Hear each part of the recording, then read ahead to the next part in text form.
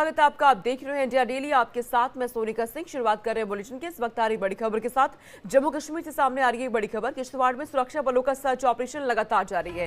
कल सुरक्षा बलों ने 3 से 4 आतंकियों को यहां पे घेरा था। आतंकियों से मुठभेड़ में एक जवान भी शहीद हुआ। पिछले 24 घंटे से ज्यादा वक्त से इस इलाके में सर्च ऑपरेशन जारी है। सेना ने आतंकियों की घेराबंदी यहाँ पर की हुई है। आतंकियों से मुठभेड़ में एक जवान शहीद भी हुआ था। बीते दिन ये भी जानकारी सामने आ रही है। आतंकियों से मुठभेड़ लगातार यहाँ पे जारी है और किश्तवाड़ में सुरक्षा बलों की तरफ से सर्च ऑपरेशन चलाया जा रहा है। पिछले 24 घंटे से ज्यादा वक्त यहाँ पर बीत चुका है, लेकिन ये सर्च ऑपरेशन लगातार जारी है। आतंकियों को यहाँ पे ढूंढा जा रहा है। जो जानकारी मिली है कि कल सुरक्षा बलों ने 3 से 4 आतंकियों को यहाँ पे घेरा हुआ था। इनके साथ मुठभेड़ भी यहाँ पर हुई थी, जिसमें एक जवान शहीद भी हुआ। लेकिन अब ये जानकारी मिल रही है कि ये सर्च ऑपरेशन अभी भी जारी है। लगातार इन आतंकियों को ढूंढा जा रहा है, क्योंकि अभी भी जानकारी मिल रही है कि इन इलाकों में कुछ आतंकी छिपे हुए हैं। रमन सैनी हमारे साथ इस खबर पे जुड़ चुके हैं। रमन, बीते दिन से यहाँ पे ये सर्च ऑपरेशन जारी है, अभी क्या लेटेस्ट अपडेट क्या है?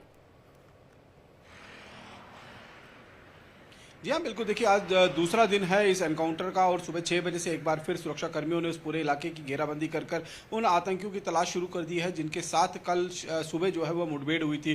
कल सुबह 6 बजे के आसपास में सुरक्षा बलों को ये जानकारी मिली थी कि 3 से 4 जो जैश ए मोहम्मद के आतंकी जो उस इलाके के अंदर पिछले काफ़ी समय से एक्टिव हैं और जंगल के अंदर जो है वो अपना छुपाव करते हुए नजर आ रहे थे और जंगल में एक जगह से दूसरी जगह वो शिफ्ट होते हुए नजर आ रहे थे। उनकी सूचना की जानकारी मिली थी और उसी सूचना के आधार पर कैसो कॉर्डन एंड डिस्ट्रॉय ऑपरेशन जो है वो लॉन्च किया गया था। और उसके बाद जैसे ही सुरक्षा कर्मियों की टीम आतंकियों के पास पहुंचती है तो आतंकी जो वहां पर जंगल में पहले से ही घात लगाकर छुपकर बैठे हुए थे, उन्होंने सुरक्षा कर्मियों पर फायरिंग की और फायरिंग में भारतीय सेना के 2 जवान जो हैं वो जख्मी हुए थे, जिसमें से एक जवान जिसने दम तोड़ते हुए शहादत हासिल की और एक जवान जो है अभी भी जिंदगी और मौत के साथ मिलिट्री हॉस्पिटल के अंदर जो है वो अपने उसका इलाज जो है वो किया जा रहा है। लगातार अगर हम देखें तो कल पूरा दिन जो है वो अतिरिक्त सुरक्षा कर्मियों की टीम को भेजकर उस पूरे इलाके की जंगल को जो है वो घेरा गया था। साथ ही साथ में ड्रोन और हेलीकॉप्टर से भी इलाके पर नजर रखी जा रही थी, क्योंकि ये आतंकी का ग्रुप जो है माना जा रहा है कि सैफुल्ला आतंकी जो पाकिस्तानी आतंकी है और जैश ए मोहम्मद का कमांडर है,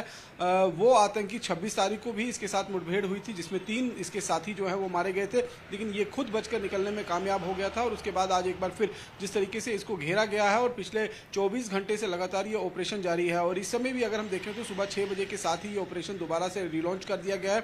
इस समय जंगल के भीतर जो भारतीय सेना के एलीट कमांडोस हैं उनको भेजा गया है, ताकि उनकी जो है लोकेशन को ट्रेस किया जा सके, क्योंकि पूरी रात जो है वो एक बीत गई है और ऐसे में जंगल का रास्ता और जंगली इलाका और साथ ही साथ में अंधेरे का फायदा उठाकर निश्चित रूप में आतंकी उस लोकेशन से शिफ्ट हो चुके होंगे जहां पर कल आतंकियों को सुरक्षा कर्मियों ने घेरा था। तो अब लगातार उन आतंकियों तक पहुंच बनाने की कोशिश जो है वो की जा रही है।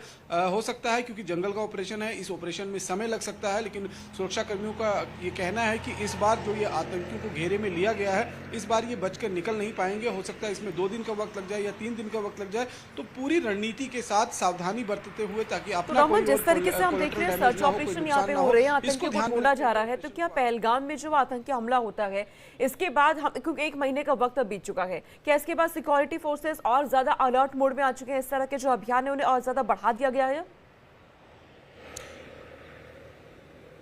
देखिए, डे फर्स्ट से ही जब से बाइसरन घाटी में 22 तारीख को आतंकी हमला हुआ था 22 अप्रैल को, उसके बाद से ही सुरक्षा कर्मियों की टीम जो है वो पूरी तरीके से सुपर अलर्ट मोड पे है। इसीलिए हमने देखा था कि महज 4 दिन के बाद 26 अप्रैल को इस इलाके के अंदर आतंकियों को घेर लिया था और उस समय ये लग रहा था कि हो सकता है कि आतंकी जो उन्होंने पहलगांव में आतंकी हमला किया था, क्योंकि ये जो रिज है, जो पहाड़ी है, जो एक तरफ से अनंतनाग का जो बाइसरन का इलाका है, पहलगांव का इलाका है वो है, और दूसरी तरफ अगर पहाड़ी की तरफ चले जाते हैं तो किश्तवाड़ का जो मड़वा दक्षिण और छात्रू का इलाका है वो शुरू हो जाता है। तो ऐसे में आतंकी कहीं ना कहीं जंगल के रास्ते इस बात का एडवांटेज लेने की कोशिश कर सकते हैं कि वो एक रीजन से निकलकर दूसरे रीजन में शिफ्ट हो जाए। इसीलिए वहां पर जब ऑपरेशन हुआ था तो 3 आतंकियों को ढेर किया गया था और उसके बाद लगातार उनकी तलाश की जा रही थी। अब देखना ये होगा कि ये आतंकी जो है वो कितना अपना बचाव कर सकते हैं, क्योंकि लगातार ये आतंकी जो है वो गुरिल्ला वारफेयर और जंगल के इलाके में किस तरीके से सर्वाइव करना है, इस पर उनको महारत हासिल है। इसीलिए पिछले 1.5 साल से, जब से लोकसभा का चुनाव पिछले साल हुआ था, तब से ये आतंकी घुसपैठ कर आए हैं और लगातार जंगल के माध्यम से ही विद्रोही आतंकियों का खात्मा भी लगातार लेकिन सुरक्षा बल वहां पे कर रही है। रमन, आप साथ बनी रहिएगा, आपके पास में लौट रही है।